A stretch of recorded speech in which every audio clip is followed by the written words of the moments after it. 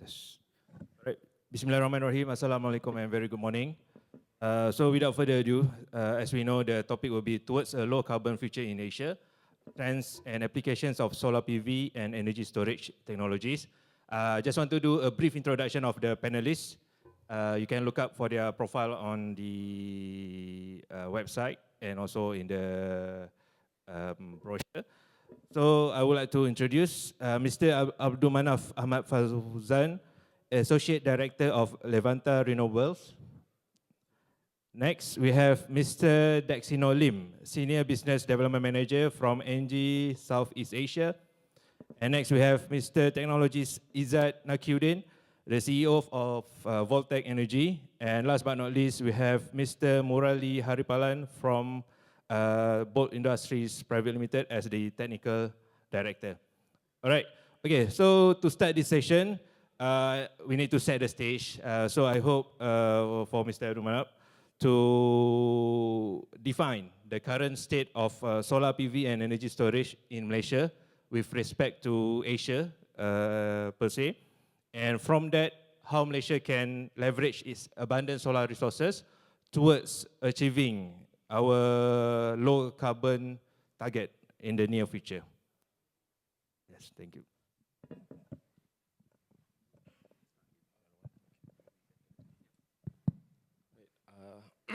Bismillahirrahmanirrahim. Assalamualaikum warahmatullahi wabarakatuh and a very good morning.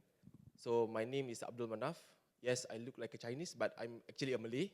So nice to meet you guys for the first time.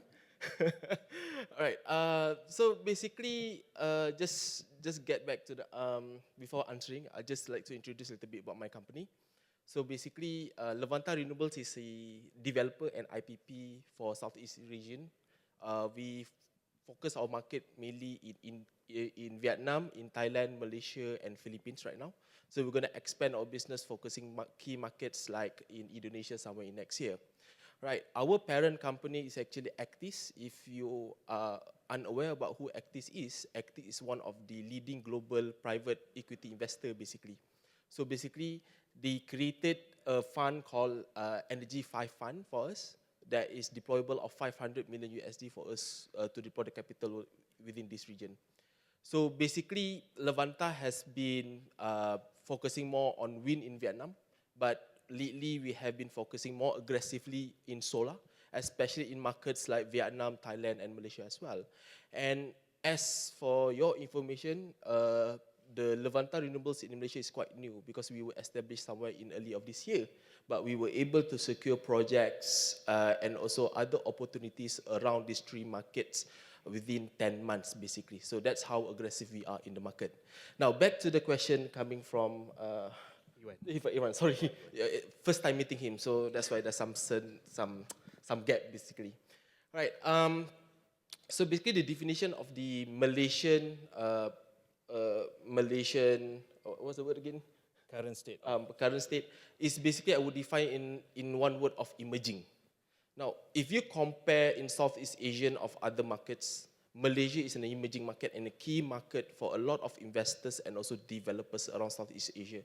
The reason why, it's not about more on the technical factors or the abundance of solar, which is a common understanding throughout all the players, but it's how a lot of socio-economics key points work hand in hand and government policies basically supports in the growth of certain renewable energy agenda. Now, I'll give you an example. In Malaysia, there's a lot of transformation happening. There's a lot of evolution. That's the word I'm gonna say, which happening every 6 months basically. We're not talking about NEM. We're not talking about Salco. We're talking the evolution where the government hears and understand the pain points of developers, the pain points of contractors on how to improve the situation to promote growth and also investment towards the country as well. Now, if we compare with other countries, we can see there's a lot of speed bumps basically, where other countries has reluctancy on foreign direct investment. They have reluctancy on improvement towards their policy as well. So the reason that I'm using the word of emerging in Malaysia, because whenever we want to develop solar, there's a lot of good things that we take from other countries to implement in Malaysia itself. Now, we have seen recently the Malaysia government implement CRES. Now, CRES in the evolution of TPA basically. Now, if you are aware, other markets tried to do TPA, like DPPA in Vietnam. They tried to do TPA in Thailand, but it was not as well agreeable basically in the market as of in Malaysia. The reason why, whenever a policy was driven by the government in those countries, there is no feedback being accepted to work between the players and also the government. But when we see in Malaysia, when there's a lot of new policy coming up, the first thing that the government will do is basically open a town hall to have queries, to understand the pain points.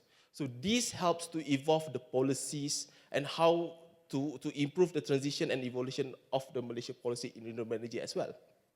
Now, not only that, we're talking about government is one thing, but when we talk about private companies as well, private companies in Malaysia has been focusing renewable energy in terms of dollars and cents. But when we talk about renewable energy, it should be focused more towards improving the social economy and also the environment of our country, basically. So that's the part where some of the private entities misconstrued the definition of ESG with these kind of things, basically. Now, so coming back to the main question, for us to, for Malaysia to transition more, basically, is to focus more on what they are doing right now, because Malaysia is heading in the right step. Now, I believe basically that this year we have seen a lot of improvement, and I can't wait for next year until Malaysia improves more. So basically, that's all from me. Thank you. All right, thank you for the response. All right, we move on to the next question. By the way, we agreed between our panelists that all our answers will be even better than AI generated or ChatGPT. So I hope we can give you valuables and real insights on the ground. All right, so moving on to the next question for Mr. Izzat. We have very rapid advancements in solar technology globally, right? Yes. But when we scope it into Malaysian and Asian context, what are the most promising innovations in PV energy storage that can disrupt the Malaysian and Asian market in 3 to 5 years? You know, we are not talking about NASA technology and whatnot, but this one is very real, very coming soon in 3 to 5 years. Okay, thank you, Mr. Shaiwan. Hi, good morning everyone. My name is Izzat. I'm a CEO of Volta Energy. So Volta Energy is one of the EPC company in Malaysia. So coming back to the question, actually I think Malaysia is, the current landscape is, we agree with the first panel mentioned. I think we mentioned about the current traction of Malaysia right now is very rapidly growth in terms of shifting into the transitioning the energy towards renewable energy. So that's actually can also lead to importance of innovation, whereas the emerging technologies are crucial for achieving this so-called addressing this grid stability. And with the innovations, I can see that there are a few innovations that we can deploy and we can do it in 5 years. That's definitely is a perovskite solar cells. That this particular solar panels is actually to produce the panels is very low production cost, whereas they can give, I think, about 30% of increase of efficiency from the normal panel that we use. And then number two is this technology and innovation is quite well known in Malaysia, which is bifacial solar panels. So this actually we can increase another 20% of a normal efficiency from the normal panel that we use. I think it's quite widely used for our solar farms, whereas they have very limited land and also area that can harvest more electricity and also increase the efficiency by using these bifacial panels. And then the third one is definitely is by implementing the floating solar farms. So with these innovations that can help optimize land use while reducing water evaporations. And then speaking of the energy storage, there's a few advancements we can explore. That's number one is LFP batteries, These batteries is very safer and have a longer lifespan, and there are more temperature resilience. So it's very ideal for Malaysia climate. And the number two is solid state batteries. So these batteries is, I think, is still under what we call it, the research and development. But once it's commercialized, we can see the game changer in terms of shifting the energy storage innovation towards the markets. And then for sure, there's a grid scale energy storage solutions that can flow batteries, large scale solutions. And for the impact and the outlook of these innovations, right? So we can say in domestically, we can reduce reliance of our fossil fuel and create a green job opportunities. This is very important for Malaysia right now because we need to increase more opportunities to the youngsters, to the people to shifting into the green economy, we can say. And also for regional benefit, I think with these solar and storage technologies, we are Asia, we can improve our energy security and also reducing carbon emissions. So perhaps with these innovations and also new technologies, we can evolve our and also speed up our transitioning towards a new era of Malaysia, whereas we can surrender and also how to say increase our energy mix with more renewable energy in the future. I think that's it for my side. Thank you. Thank you. All right, talking about trends, we can see every country, not only in Asia, in the world, racing towards, again, better energy mix in terms of renewable energy. So every time we go for renewable energy event, policy review or not, it's always about gigawatt, megawatt, how many gigawatts being implemented in that country. So for the next question, for Mr. Murali, how can Malaysia ensure smooth integration while maintaining our grid stability? And what lessons can we learn from other Asian countries? Be it hard lesson or maybe Malaysia should be the one who are setting up the standard? That will be this question. So, Shai, I want just to confirm it's A4, right? Yeah. Okay. Thank you, everyone. My name is Murali Haripalan. I'm the director and founder of Bolt Industries, Senamberhad. We started off as an EPC. We still do EPC work. But in recent years, we've been doing a lot of consulting and pre-development work in the region, Cambodia, Philippines, including Malaysia. So to answer the question that was posed by Shahiwan earlier, got a couple of pointers here. So I think the answer to that is it's not just policy alone by the government, it's got to be market driven. But some of the innovation and suggestions that I have, and I think that could be implemented in a better manner is, I think there's a lack of sandbox. If you see countries like Singapore, like by EMA, there's a call for commercial companies to come on board to deploy solutions. I think that's the best and safest way, I would say, in terms of getting to market or shortening the time. Because sometimes certain things that are done in research or like final year projects do not come to market. But again, industries can't move as well if there's no innovation there. So I would say perhaps a sandbox. Because I think there's also gaps, for example, like peer-to-peer. There's been talks for the last few years, there's some announcements together with the TPA, but we haven't seen any guidelines there. I also do understand that TNB Research has done a virtual power plant using storage. And this leads to my second point. I think there's a gap between what the utility is doing on their TNB-R side, Unit 10 R&D, and even some of the universities. Like it's not highlighted to the industry players. So when you don't share such information, I think, again, that learning process, it's a bit more harder. And sometimes some of these findings can be very useful to either accelerate or say early on enough that this is not going to work in a country like Malaysia because of the single utility kind of industry. And also, I think what I realized, again, based on Davis' announcement earlier, we've already been in the industry, I think, quite long, but only now we see Bomba coming out with a guideline.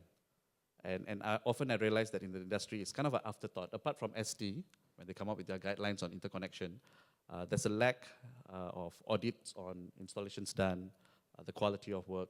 So, this doesn't help the industry because then you're firefighting, right? So I guess before we move on to energy storage, it'll be great to have all these guidelines in play rather than having to retrofit from time to time according to new standards. The item 3 that I have here is, again, the adaptation doesn't have to wait. We don't have to have our own MS 1837, for example. We can always rely on IEC standards that are already well established. We can look at markets like Australia, Singapore. They, I think, have a good safety standard requirements when it comes to energy storage as well, and markets like India. So the faster we get to that, I think it will also help quicken our implementation of solar and energy storage, not just at utility level, but also within the distribution network. So those are my pointers. And end of the day, I think Malaysia has done a great job in where we are. There's some gaps that needs to be addressed. And the next step I would like to highlight as part of the innovation is having that industry conversation, as Manaf mentioned. I think we saw that recently with CRES. I think LSS5, there was also an engagement. So if we could have some, every 6 months kind of engagement and moving with trend, it will also be helpful.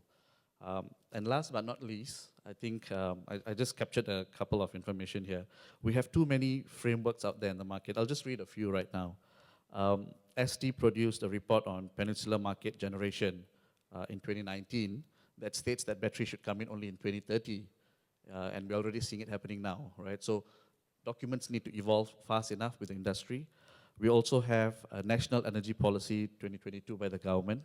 We have the NETR 2023. We have the SEDA document on Malaysian Renewable Energy Roadmap 2021. So there's at least 5 or 6 different documents out there. And until and unless we align very quickly, this will then lead to the next items, which is what's next for Malaysia. Yeah, thank you. All right, thank you, Mr. Murali.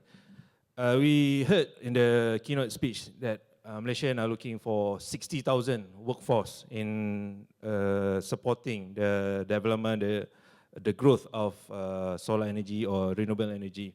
So, Mr. Desimo, what are the key skills and knowledge gaps in our Malaysian youth in order for them to become an effective solar workforce, in these coming years?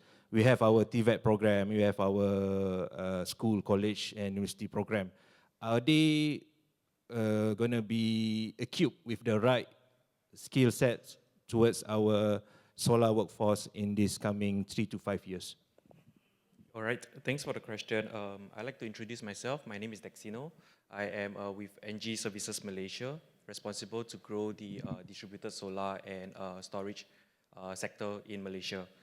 NG, we are a global leader in low carbon energy.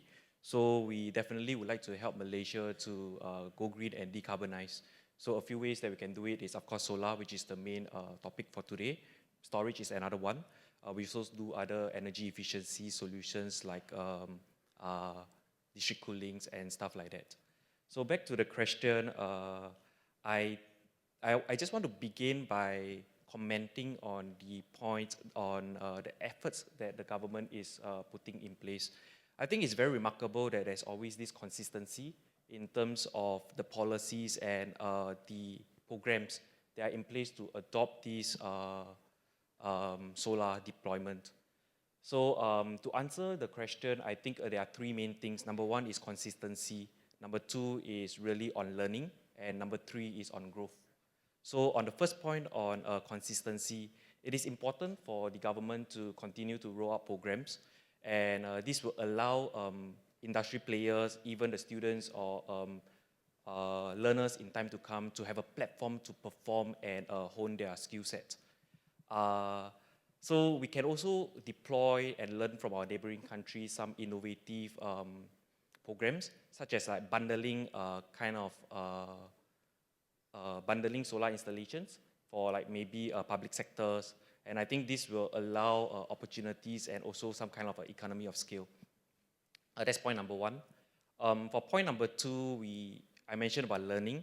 I think it's important to industry players like ourselves to really work with schools and institutions to come up with like vocational trainings, to really curate curriculum such that it is very relevant to the workforce.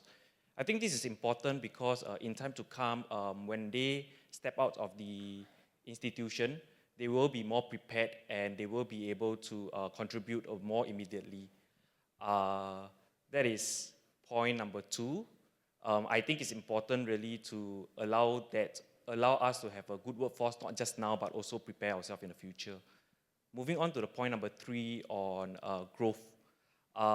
It is also very important for Malaysia to really look outwards to have collaborations with our neighboring countries or global companies, really just so that we can learn and understand what kind of global standards is out there, and then take whatever that is relevant and then put it in place, the best practices over here. One last aspect that I would like to share is on R&D. I think this is something that we should pay a little bit more attention to it, because we need to understand, pinpoint what kind of emerging trends are out there. As correctly mentioned by the panelists earlier, certain things like storage is something that we should look into. We should also start looking into integration of AI and smart grid. So that's all. Thank you. All right, just a bit more addition to the question. A simple one. Our graduates are ready or not for the uprising solar energy industry? I feel that they are definitely ready, but obviously there will be more, right? There's never enough, right? It's always important to make them even more prepared for the future. Yeah. Right, thank you. Okay, so when we talk about policy, we have a lot of NETR, so many policy roadmap being in place. At the end of the day, we want the impact to be distributed all the way to all levels of societies, especially the rakyat. So, Mr. Izzat, how can Malaysia ensure a just and equitable energy transition so it can move towards a low carbon future, but while addressing the needs of the actual people on the ground, which is the rakyat? Okay, I like this question, to be honest. By defining the just, equitable energy transition means we need to, whatever we do, we need to make sure all the communities and all the economics we can segregate equally. So that's what we mean by equitable energy transition. So not only we're focusing on the mega projects, that we're not left out whatever villages peoples, palm oil people that gardening the things. So so that's a introduction of the answer. So the key focus areas that we wanted to do, actually, we need to do the community solar projects. So this is by introduce a good scheme and also good programs such as rent-to-own systems. This can help the low-income earners to afford the solar system. And then we know that solar system is quite expensive. So for the people that low-income earners, they are hardly to get this system for their residential and houses. So we can see in India, such as India, they have this kind of program. They call it India Rural Communities Solar Programs. That small communities that providing this, helping each other, providing the solar system for their communities. So for us in our capacity, actually Voltec is also involved in some of the community projects, such as we do a lot of mosque and some of the, what we call it, schools, small schools. And I believe there's a lot of people in Malaysia right now that are focusing on the community places that can give a lot more contribution of our communities. And apart from that, we need to focus on affordable financing. this is quite crucial uh, because of this financing, we can accelerate our involvement and also industry player and also the community can own the systems. So in our cases, we offer residential package with a zero interest of 0% of interest. We call it EPP. I think I love to partner with the banks, and I think banks also currently have been open their mind and also open their eyes and look our what we call it the program and also the product that we propose to the customers. And the most important thing is we focus on the job creation in rural area. So yeah, I want to say, let's say we go to the what we call it the outskirt town, such as we developing our solar farm in the outskirt area. So definitely we can help the surrounding economics, and also we can help the what we call it by giving them the job creation. So we can hire the local people to do our solar projects in the rural areas. And then, yeah, definitely through the policies and also subsidies from the government that also can support the vulnerable communities. So what happened in Malaysia, I think by introducing, I think Tenaga introducing very good programs, which is Solaris. They give a rebate 4,000 ringgit for each of the solar installations. I think one of that is because of that we can see so many demands pertaining to our quota.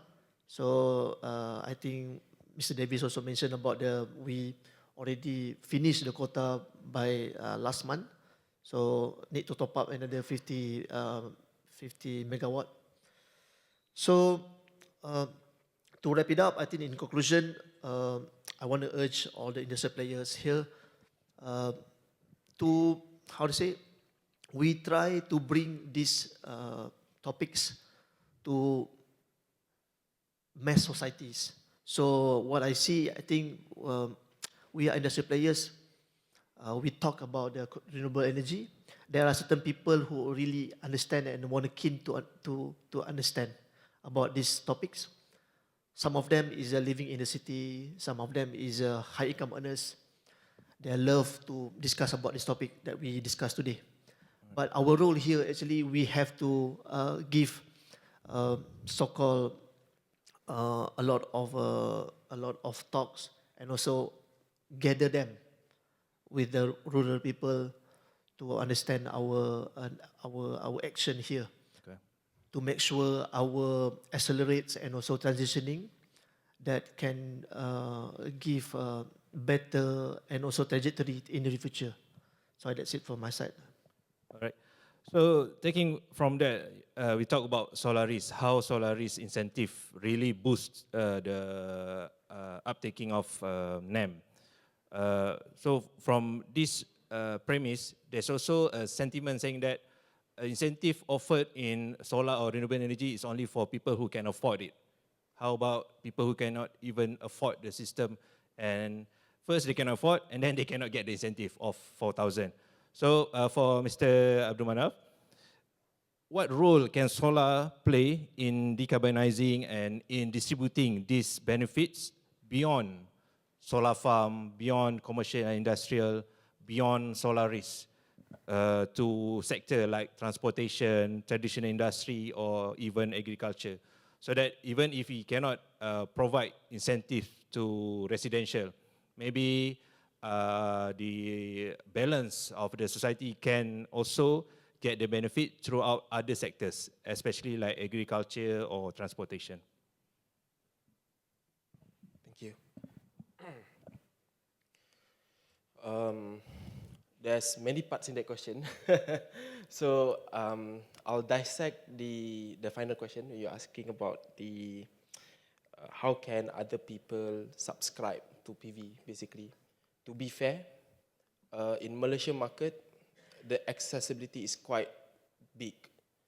anybody can access solar even though you're a residential.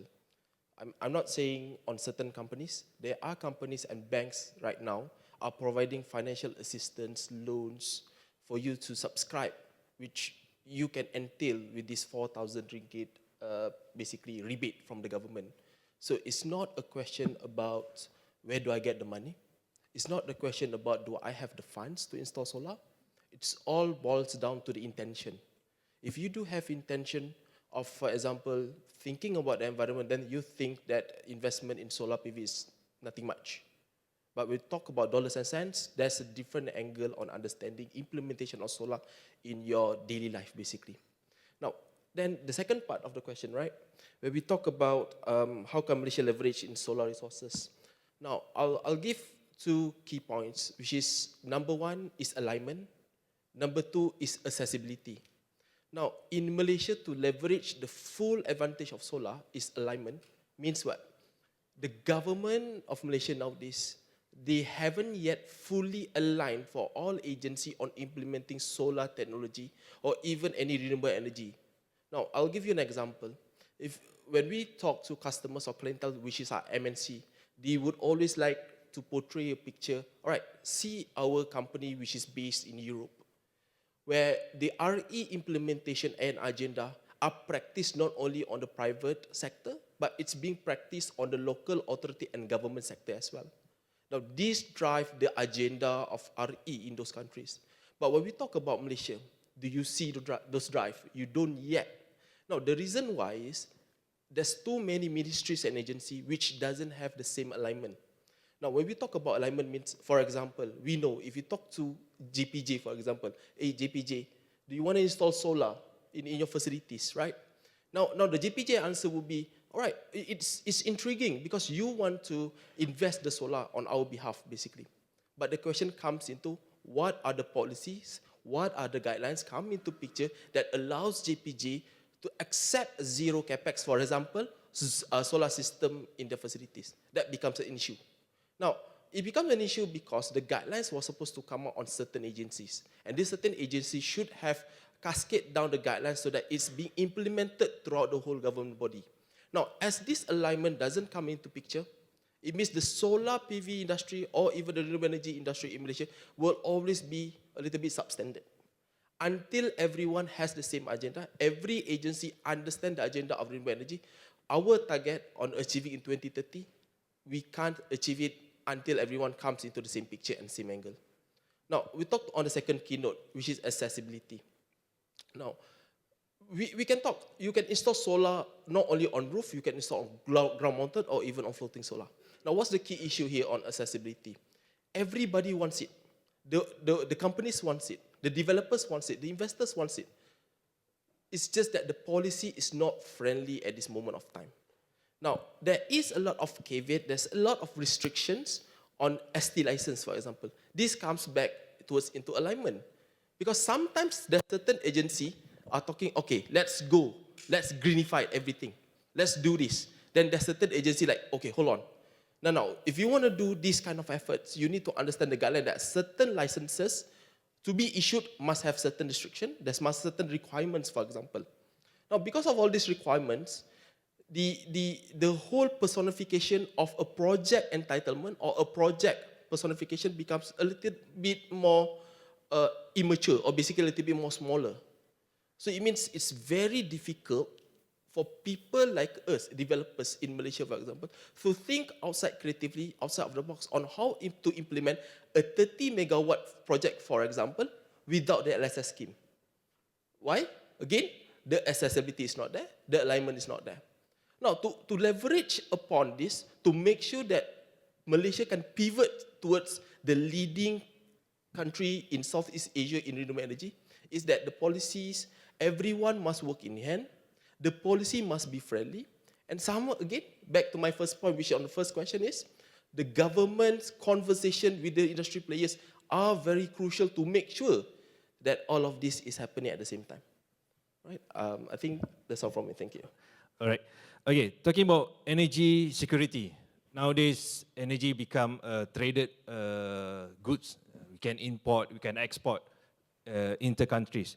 So for Mr. Dexino, how can Malaysia leverage its solar energy potential to enhance its own energy security while improving the regional energy independence?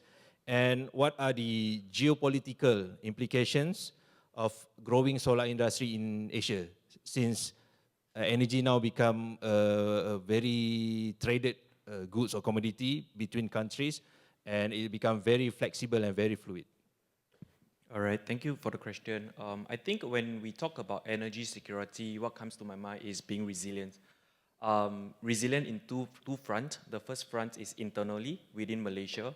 I think with the introduction of solar, it actually diversified the energy mix, which means that we can actually reduce on the use of fossil fuel.